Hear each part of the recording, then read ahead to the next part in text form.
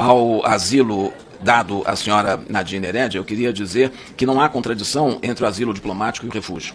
O asilo diplomático é concedido, segundo a convenção, que se chama Convenção de Caracas, é de 1954, ele é concedido no momento em que alguém se sente ameaçado ou pressionado e pede a um governo estrangeiro, em suas instalações diplomáticas, que seja dado o asilo diplomático. O asilo diplomático não é um ato voluntário do país de quem pede e uma decisão autônoma do país asilante. Não precisa examinar nenhuma condição, só ver a condição de urgência. E o que foi o que havia nessa ocasião?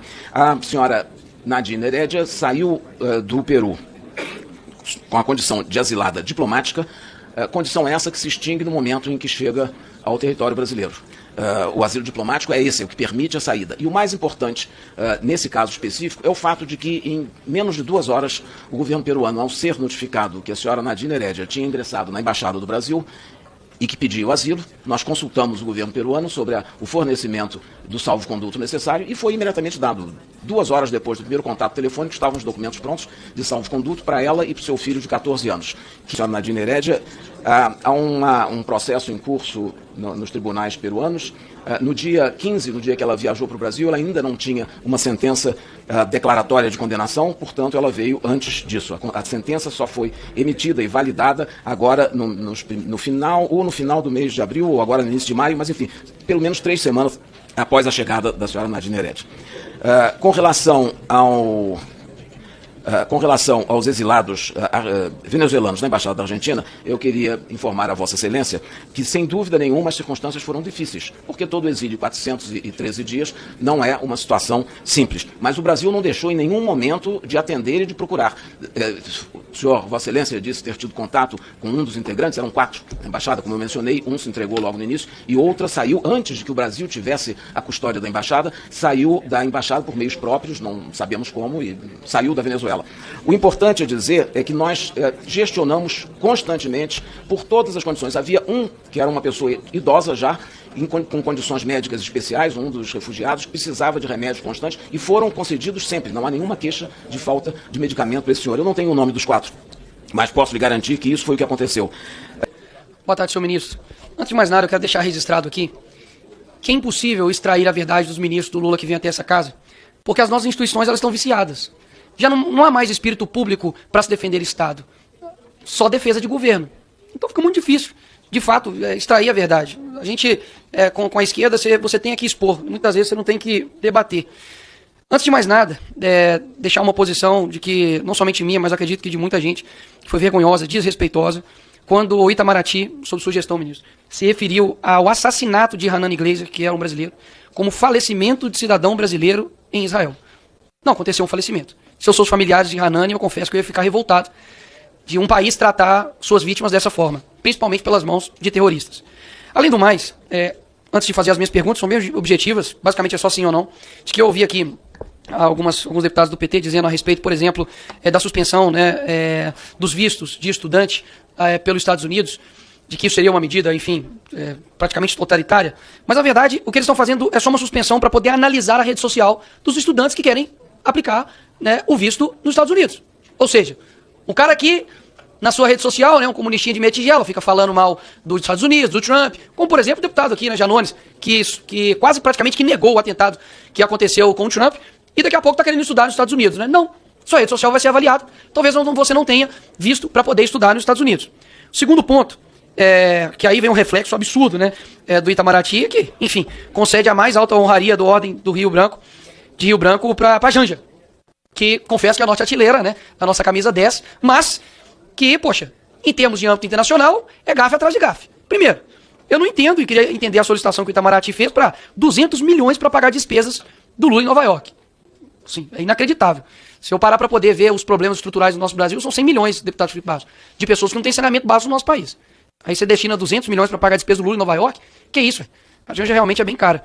Que chega e xinga o Elon Musk, o homem mais rico do mundo, e não somente por ser rico, mas pela sua capacidade extraordinária, que praticamente ninguém fez. O cara literalmente fez o foguete da ré e manda ele para aquele lugar. Enfim, essa é a pessoa que, ao lado do Xi Jinping, pede para poder regular as redes aqui no Brasil. E um outro ponto interessante aqui, que a hora a gente esquece de onde, enfim, veio o PT, de onde veio essa galera, e o que eles já fizeram em nível internacional com o Brasil. Em 96, Raul Reis participou do Foro de São Paulo. Sabe quem era Raul Reis? Ele era líder das FARC, Forças Armadas Revolucionárias Colombianas, que é responsável pelo maior narcotráfico da América Latina, né, juntamente aí com o PCC, enfim. E nessa ocasião, quem mais estava lá? Os fundadores do Foro de São Paulo. Lula e também Hugo Chávez e também Fidel Castro. Vamos lá. 10 anos depois, Lula dá uma entrevista dizendo o seguinte, ministro, que ele é seu chefe. Falou assim, depois de anos de fundação do Foro de São Paulo, todos os países da América Latina tinham presidentes de esquerda. Ou seja, o Foro de São Paulo, que é uma organização extraterritorial do nosso país, fora, interferiu claramente nas eleições do nosso país. Até mesmo porque depois disso, todos os nossos presidentes, a não ser Jair Bolsonaro, foram presidentes de esquerda. O governo brasileiro recusa a sugestão, talvez, né, de considerar a PCC e Comando Vermelho como organizações terroristas. Ou seja, se o Hamas, Al-Qaeda ou outros, enfim, terroristas de fato, muitas das vezes há um receio em chamar os de terroristas pelo atual governo, mas outras pessoas, como pessoas que invadiram aqui, enfim, no dia 8, são consideradas terroristas, para mim há uma falsa virtude nisso. Porque, poxa, eu não consegui condenar o Hamas, mas eu consegui prontamente falar que uma pessoa que adentrou aqui os prédios públicos é um terrorista, para mim isso de fato é uma indignação completamente seletiva, principalmente com os seus, né, com o povo brasileiro. E de governo, há uma defesa do presidente, há uma defesa até da Janja, inacreditável, há uma defesa, enfim, a tudo. A AGU defende o STF defende deputados de esquerda judicializam tudo e jogam tudo para o STF quando lhes convém, e nada de se resolver de fato o problema do nosso país. Porque me parece que sempre, pastor Marco Feliciano, quando o ministro vem aqui nessa casa, tá tudo bem, pô. Parece que eu vivo na Suíça, Sargento Paulo. Se pegar todas as falas dos ministros do Lula aqui nessa casa, parece que nós estamos na Dinamarca. Porque, afinal de contas, não tem nada de errado. Então, parece que eu tenho que dar parabéns pra vocês. Então, parabéns. Tá tudo bem. Não tem nada que ser resolvido. O Brasil tá caminhando, a economia tá ótima, nossa cultura tá bem, a violência tá excelente, a nossa imagem no exterior também tá excelente. Meus parabéns pelo grande trabalho que vocês estão fazendo. Espero que vocês nunca mais voltem ao governo desse país. Obrigado, presidente. Ministro, eu não vou nem lhe perguntar, porque o senhor já respondeu várias vezes sobre essa questão da criminosa que foi trazida para o Brasil em avião da FAB. Isso, para mim, na minha concepção e na concepção da grande maioria dos brasileiros decentes, da própria imprensa, isso é um escárnio, um absurdo, trazer uma criminosa para cá. E o senhor falou que foi uma questão humanitária. Então, não vou ser hipócrita não, porque não tem uma coisa nada a ver com outra. Mas agora, essa semana lá em Maringá, tem uma senhora lá no Paraná, ela está numa UPA, esperando atendimento em um hospital, ela chora diuturnamente de dor, porque ela precisa de um hospital para fazer uma raspagem na coluna. Cadê a questão humanitária no caso dessa senhora? Agora me traz uma criminosa lavadora de dinheiro, porque essa mulher recebia malas e sacos de dinheiro. Isso aí nenhum dos petistas falou. O que é condenado em primeira instância e não sei o quê, porque defendem vagabundo, corruptos defendem corruptos, corruptos defendem corruptos e trazem corruptos para somar aqui. Um dia eu espero, senhor ministro, e não está muito longe disso, a partir, se Deus permitir, a eleição de 2026 e a direita voltar ao poder no Brasil, eu espero que tudo isso aí seja investigado e os senhores sejam responsabilizados. Trazer uma criminosa, uma bandida, né, que recebia sacolas de dinheiro pro Brasil e falar que é questão humanitária, enquanto nós temos pessoas morrendo em hospitais aí, ou por falta de hospitais, como é o caso dessa senhora que precisa de uma raspagem. A turma me fala que usaram um avião da FAB, toda a estrutura, e com certeza estão bancando ela aqui, para trazer uma criminosa pro Brasil. Uma criminosa. É a mesma coisa que ir lá alguém de nós aqui no Presídio Federal, pegar o Marcola e falar, não, questão humanitária, vamos tratar desse coitadinho aí, são criminosos. Mas primeira instância, Natão, quer dizer, primeira instância, aqui no Brasil nós, de direita, não temos direito a nada disso, primeira instância não, nós já entramos no ferro, é logo no STF e não tem onde recorrer. Se você é condenado por 5 no STF, recorre, quem vai te julgar o seu recurso são os mesmos. Com relação ao Eduardo Bolsonaro, que estão falando que ele foi indiciado em inquérito, já tem ministro dando entrevista, presidente, de que ele vai ser condenado, que ele vai ser punido.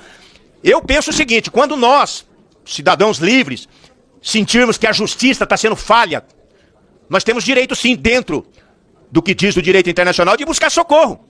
Inclusive em outros países. Fizeram isso quando falaram que Dilma foi golpeada. Esses dias uma deputada falou que isso, inclusive o que ela falou, é um crime contra o parlamento, porque ela falou que Dilma sofreu um golpe.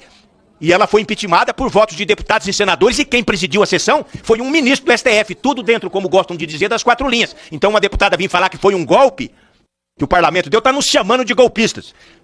Terroristas do Hamas são covardes e iguais, muitos sem terras, são covardes. Sabe por quê? Porque os terroristas atacaram Israel, mas eles sabiam que haveria uma reação de Israel e que as crianças, mulheres, idosos, pessoas comuns do povo seriam penalizadas. Eu já fui em reintegração de posse em fazendas ocupadas por sem terra. Esses vagabundos covardes, grande parte deles, colocam mulheres e crianças na frente da tropa para poderem se safar de serem presos ou levar uns bufetões. Muito obrigado, senhor presidente. Força e honra!